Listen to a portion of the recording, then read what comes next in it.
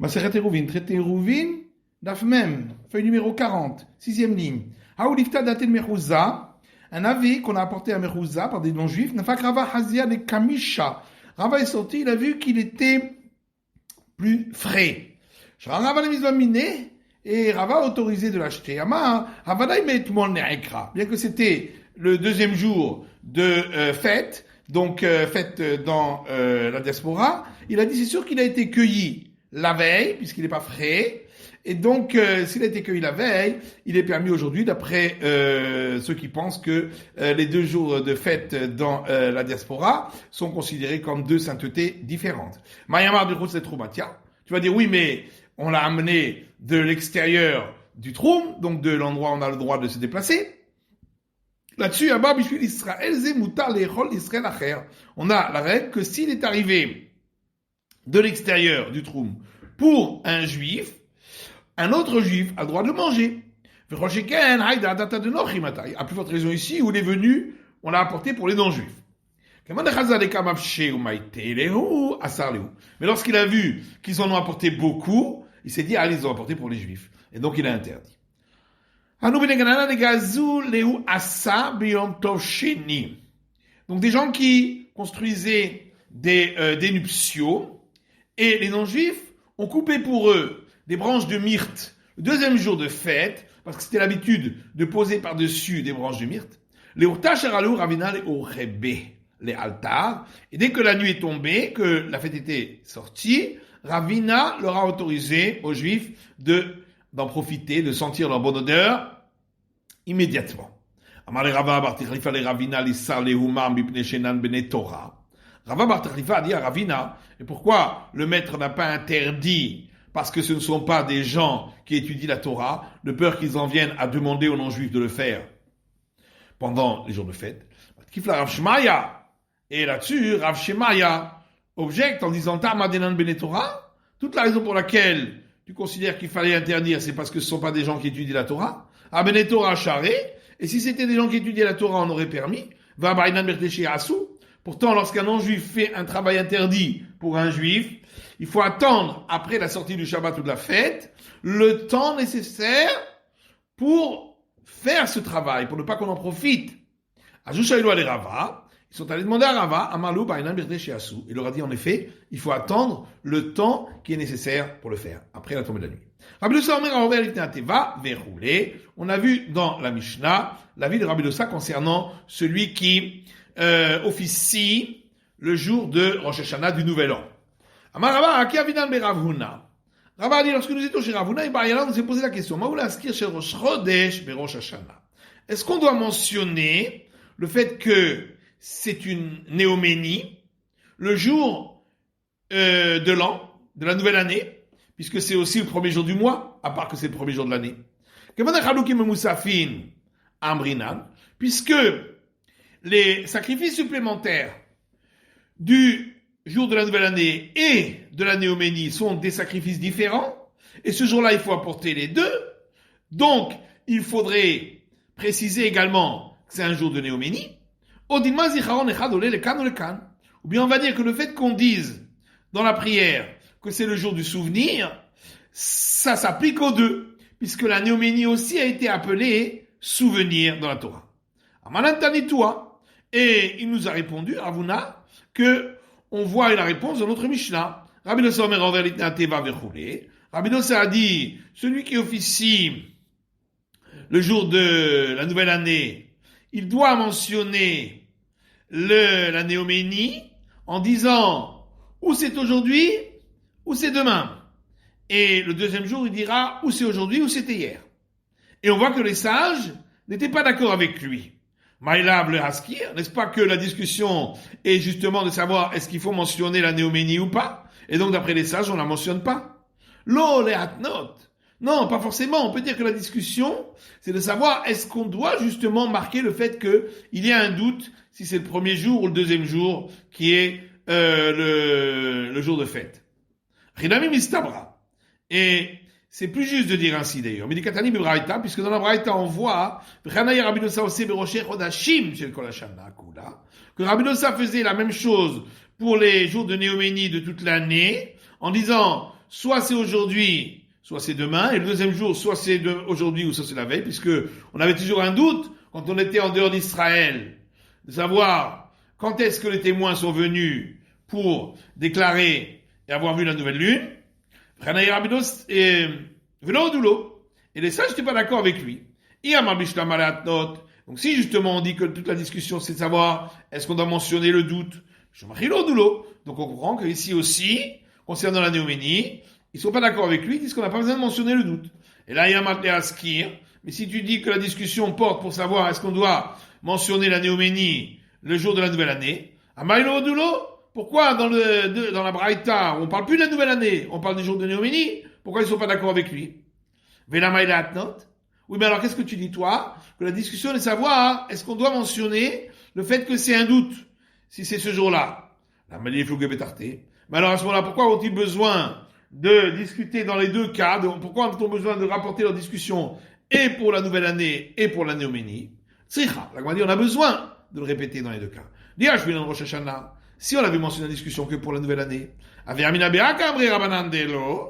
on aurait dit c'est seulement dans ce cas-là que les sages disent qu'on mentionne pas le doute de la Mishum de Hati les îles Zoulébé. Parce que sinon les gens vont dire ah ben de toute façon c'est un doute et donc ils vont dénigrer ce jour-là et risqueraient de travailler ce jour-là. Aval Berach Chodashim chez Kolashana. Par contre, les jours de Néoménie de toute l'année, Kula, Emma Modoulé le Rabbi Dossa, peut-être que là ils sont d'accord avec Rabbi Dossa qu'on mentionne le doute puisque de toute façon on peut travailler ces jours-là. Veit Mabeha. Et si on m'avait enseigné la discussion uniquement pour les néoménies, on aurait dit, Be'akam Rabbi Dossa. C'est seulement dans ce cas-là que Rabbi Dossa a dit qu'on mentionne le doute. Aval Behar, mais concernant le jour de la nouvelle année, et Mamodelou le Rabbanan, peut-être qu'il serait d'accord avec les sages qu'on mentionne pas le doute, comme on a expliqué. C'est pourquoi on a besoin de répéter la discussion dans les deux cas. Mais Tivé, la Gemara objecte, à partir d'une braïta qui dit, Rosh Hashanah shechal yot beShabbat. Le jour de la nouvelle année, qui tombe un Shabbat. Mais Shammai Omrim Mitpalel à Esser. D'après l'école de Shammai, à l'office de Moussaf, donc l'office supplémentaire, on dit 10 bénédictions. Les 3 premières, qui sont celles de tous les offices, les 3 dernières également, donc on dit à tous les offices, et celle du milieu, il y en a 4. Donc, pour la nouvelle année, on dit la bénédiction concernant la royauté de Dieu, celle concernant le souvenir de l'alliance et celle concernant le mérite du son du chauffard. Et en plus, on devra mentionner une bénédiction en plus pour le Shabbat, d'après l'école de Shammai. Alors que d'après l'école de Hillel, on dit que 9 bénédictions, parce que le Shabbat, on l'inclut dans la bénédiction de la royauté, où on mentionne également donc la fête de la nouvelle année. Veimita, maintenant si on dit que à la fête de la nouvelle année on doit aussi mentionner le fait que c'est une néoménie. D'après l'école de Shammai, on aurait dû faire 11 bénédictions, une de plus aussi pour la néoménie. Amar Rabizera, là-dessus Rabizera répond, Shani Rosh Chodesh bitor shekolel le shaharit ve'arvit kolel nami bemusafin. Il dit c'est différent pour la néoménie, étant donné que la néoménie, on l'inclut, on l'englobe dans la bénédiction du matin, lorsque c'est l'office du matin et l'office du soir. On ne fait pas une bénédiction spécifique, même d'après l'école de Shammai. On l'inclut dans la bénédiction de la fête. Donc, Bemoussafin Nami, Nami Bemoussafin, pour l'office supplémentaire aussi, on l'inclura dans la bénédiction de la fête. On met le Bet Shammai Kolel. Est-ce que vraiment l'école de Shammai dit qu'on englobe dans la bénédiction de l'office de la fête? Pourtant, il y a une braïta qui dit un jour de néoménie qui tombe Shabbat. D'après l'école de Shammai, on doit dire 8 bénédictions, donc 7 comme tous les Shabbats, et une 8e pour la néoménie. Donc on voit que la bénédiction de la néoménie n'est pas englobée dans celle du Shabbat. Alors que d'après l'école de Hillel, on ne fait que 7 bénédictions. On englobe la néoménie dans la bénédiction du Shabbat. Kashia, effectivement, ça c'est une bonne question. Mais et maintenant, englober la néoménie dans la bénédiction du Shabbat, en réalité, même ça, c'est une discussion, est-ce qu'on doit le faire? Des Tanya, parce qu'il y a une braïta qui dit Shabbat shechal yot berosh chodesh o becholo shel moed. Lorsque Shabbat tombe, jour de la néoménie, ou jour de la demi-fête, Arvit Shachrit Mincha, pour l'office du soir, du matin et de l'après-midi, Mitpalel Kedarko Sheva, il fait 7 bénédictions, comme d'habitude, comme pour tout Shabbat, Veomer Me'ain Ameorar Be'avoda, et il inclura le passage concernant l'événement en particulier de ce jour dans la bénédiction sur le service du temple, celle de Retzé.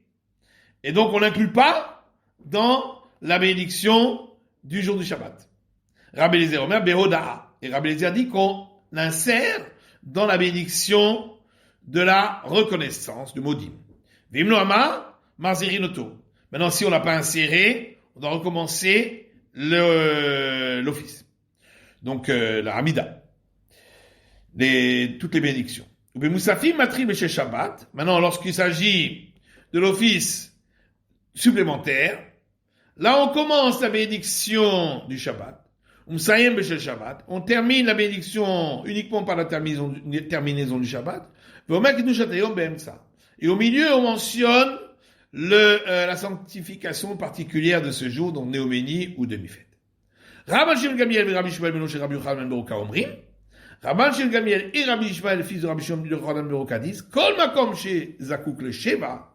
Chaque fois qu'il faut dire cette bénédiction, donc même pour l'office du matin, de l'après-midi et du soir, pas seulement pour l'office supplémentaire, Matril Beshe Shabbat, on commence la bénédiction du milieu, la quatrième, en parlant du Shabbat. Msayem Beshe Shabbat, on termine par le Shabbat.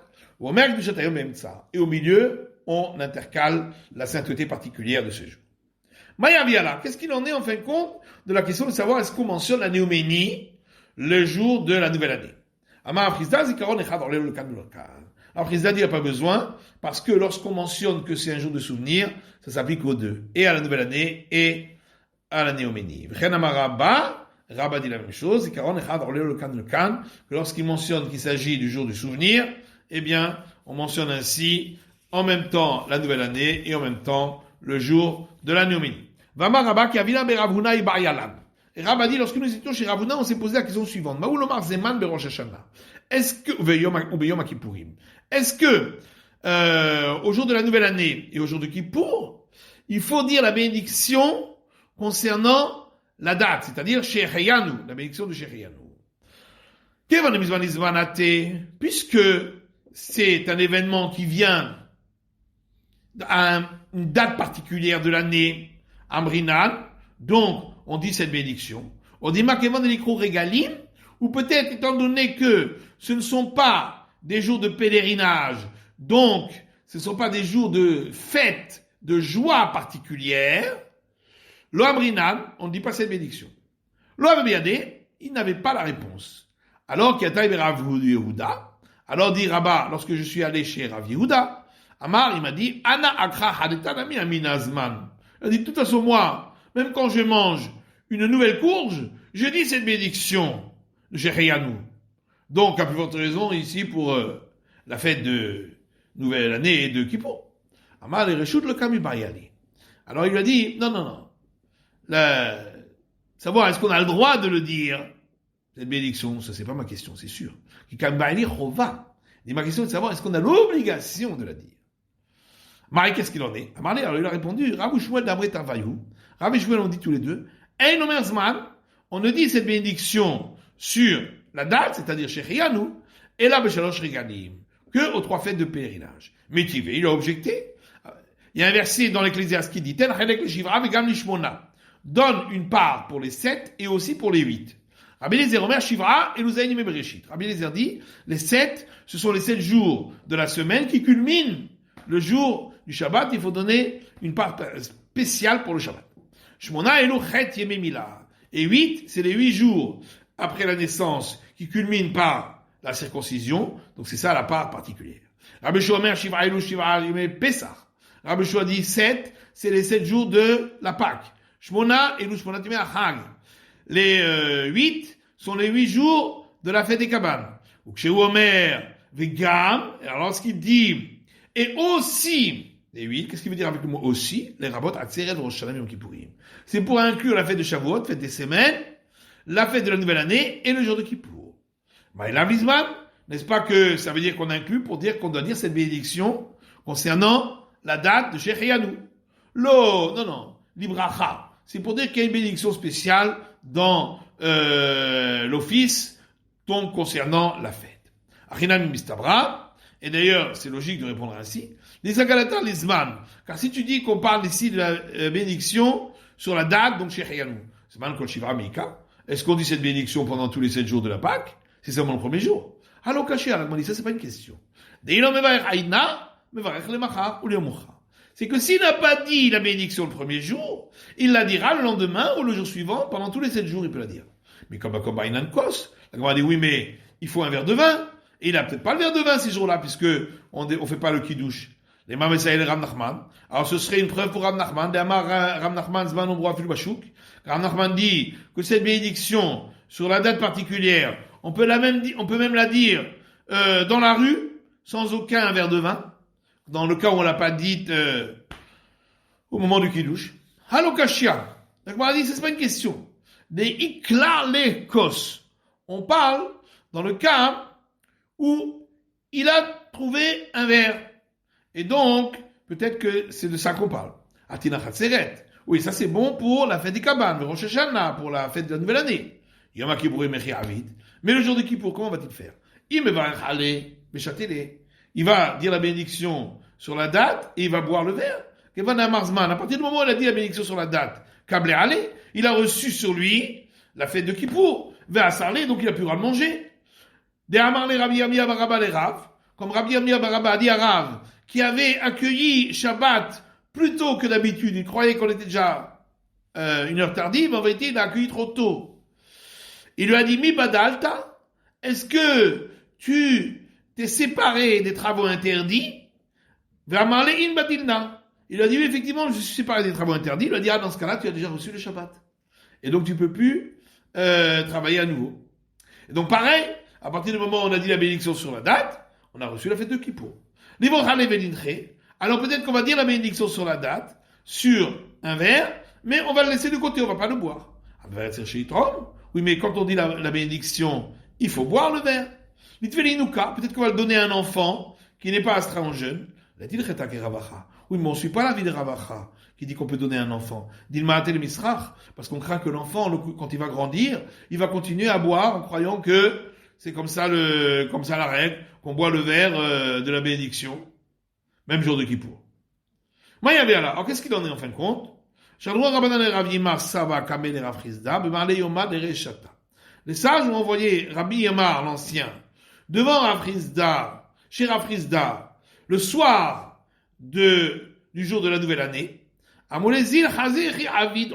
Ils l'ont dit, va voir comment il fait. Est-ce qu'il dit cette bénédiction sur la date chez Chiyanou? Ensuite tu reviendras nous le dire. Qui chazier, lorsque Rav Hizda l'a vu, Amar, il a dit, celui qui soulève une branche de bois qui est encore humide, donc il n'en a pas besoin pour le feu, donc forcément c'est que ça le dérange à l'endroit où elle se trouve. C'est-à-dire quand on fait quelque chose, il y a une raison toujours. C'est toujours pour une raison. C'est-à-dire donc si tu es venu, forcément tu es venu voir comment je fais le kiddush, est-ce que je dis la bénédiction chez Chiyanou.